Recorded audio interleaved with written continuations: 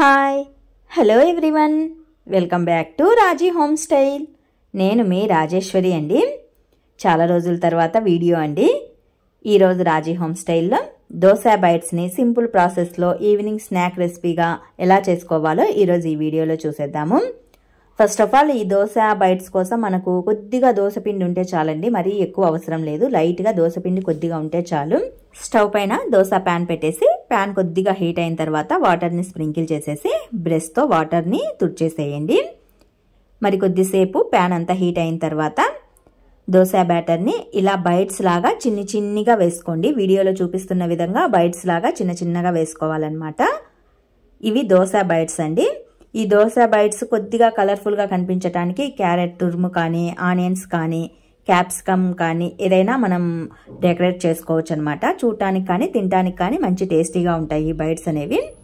వీటిపైన కొద్దిగా ఆయిల్ని స్ప్రింకిల్ చేసేసి వన్ సైడ్ కాలిన తర్వాత నెమ్మదిగా రెండో సైడ్కి టర్న్ ఓవర్ చేసుకోవాలి. స్టవ్ని మీడియం ఫ్లేమ్లో ఉంచేసామంటే ఈ బైట్స్ అనేవి చక్కగా కాలుతాయండి. ఇలా 2 సైడ్స్ కాలిన తర్వాత వీటిని ఒక ప్లేట్లోకి తీసేసుకోవచ్చు. అలాగే మనకు ఎన్ని దోశ బైట్స్ కావాలో అన్ని దోశ బైట్స్ని ఇలా చిన్నగా వేసేసుకోవాలి. నేనైతే ఫస్ట్ టైము క్యారెట్ తురుముతో డెకరేట్ చేశాను కదా, సెకండ్ టైము ఆనియన్స్ యాడ్ చేస్తున్నానండి బైట్స్ పైన. క్యాప్సికమ్ పీసెస్ని కూడా యాడ్ చేసుకోవచ్చు, కొత్తిమీరని యాడ్ చేసుకోవచ్చు, ఇలాగే ఏవైనా యాడ్ చేసుకోవచ్చు. నేనైతే సెకండ్ టైం ఆనియన్ని యాడ్ చేస్తున్నాను. లైట్గా ఆయిల్ని స్ప్రింకిల్ చేసేయాలి. ఇలా వన్ సైడ్ కాలిన తర్వాత రెండో సైడ్కి టర్న్ ఓవర్ చేసుకోవాలి. ముందులాగా ఎలా బైట్స్ని ఈవెన్గా 2 సైడ్స్ ఎలా కాల్చుకున్నామో అదే విధంగా కాల్చేసుకోవాలన్నమాట. ఇలా రెండు వైపులా చక్కగా కాలిన తర్వాత వీటిని కూడా ఒక ప్లేట్లోకి తీసుకోవాలి. ఇలా మనకు ఎన్ని బైట్స్ కావాలనో, మనం ఎన్ని తినగలమో చూసుకొని అన్ని బైట్స్ని ముందుగానే చేసి ప్రిపేర్ చేసుకొని ఒక ప్లేట్లోకి సైడ్ ఆఫ్ తీసేసుకోవాలి. ఇలా బైట్స్ అన్నీ ప్రిపేర్ చేసుకున్న తర్వాత ఇదే స్టవ్ పైన ఇంకొక గుంతపాటి పెన్నం పెట్టేసుకోండి.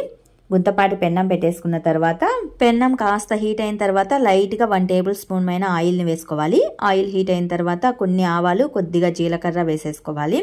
ఇందులోనే కట్ చేసిన పచ్చిమిర్చి ముక్కల్ని, అలాగే కాస్త కరివేపాకు, గుప్పెడమైన కట్ చేసిన ఉల్లి ముక్కల్ని వేసేసుకోవాలండి. ఈ ఉల్లి ముక్కలు కొద్దిగా మెత్తబడేంత వరకు మనం వేయించుకోవాలన్నమాట. ఆయిల్ తక్కువగా వేసాం కాబట్టి మధ్యలో కదుపుకుంటూ వేపుకోవాలి, లేకపోతే ఇవి మాడినట్లు అనిపిస్తాయి. ఇందులోనే చిటికెడమైన పసుపు, కొద్దిగా సాల్ట్ వేసుకోవాలి. ఆల్రెడీ దోశ బైట్స్లో సాల్ట్ అనేది ఉంటుంది, సో చూసుకొని లైట్గా వేసుకోవాలి. ఈ ఆనియన్ పీసెస్ అనేవి కొద్దిగా మెత్తబడిన తర్వాత బైట్స్ని ఇందులో వేసేసుకోవాలండి. ఇందులోనే చివరన మరో గుప్పెడమైన తురుము పెట్టి ఉంచుకున్న క్యారెట్ తురుము వేసుకున్నామంటే బైట్స్ అనేవి చాలా టేస్టీగా ఉంటాయి. ఇందులోనే కట్ చేసిన కొత్తిమీరను కూడా వేసుకోండి. ఈ బైట్స్ అనేవి మనకు మంచి స్పైసెస్గా అనిపించాలంటే చివరన లైట్గా గరం మసాలాని యాడ్ చేసుకుంటే సరిపోతుంది. చిన్నపిల్లలకైతే గరం మసాలాని అవాయిడ్ చేసేయండి. పెద్దవాళ్ళు తినే వాళ్ళైతే లైట్గా గరం మసాలాని యాడ్ చేసుకోండి. ఈవినింగ్ టైం స్నాక్ ఐటమ్గా ఇవి చాలా బాగుంటాయండి, మంచి టేస్టీతో ఉంటాయి. మామూలుగా నార్మల్గా అందరూ దోశలు వేసుకుంటారు, పొంగనాలు, పునుగులు వేసుకుంటూ ఉంటారు. అలా కాకుండా కొద్దిగా వెరైటీగా ఇలా దోశ బైట్స్ని ట్రై చేయండి, మంచి టేస్టీతో ఉంటాయి. పిల్లల దగ్గర నుంచి పెద్దవాళ్ళ వరకు అందరూ లైక్ చేస్తూ తింటారండి. ఇవి అంత బాగుంటాయి. దోశ బ్యాటర్తో చేసాం కాబట్టి స్మూత్గా ఉంటాయి. క్యారెట్, ఆనియన్, మసాలా స్పైసెస్ ఇవన్నీ వేసాం కాబట్టి మంచి టేస్టీతో ఉంటాయి. మరి మీకు ఈ దోశ బైట్స్ వీడియో నచ్చినట్లయితే మరికొన్ని ఇలాంటి రెసిపీస్ కోసం do subscribe my channel. Thanks to watching this video.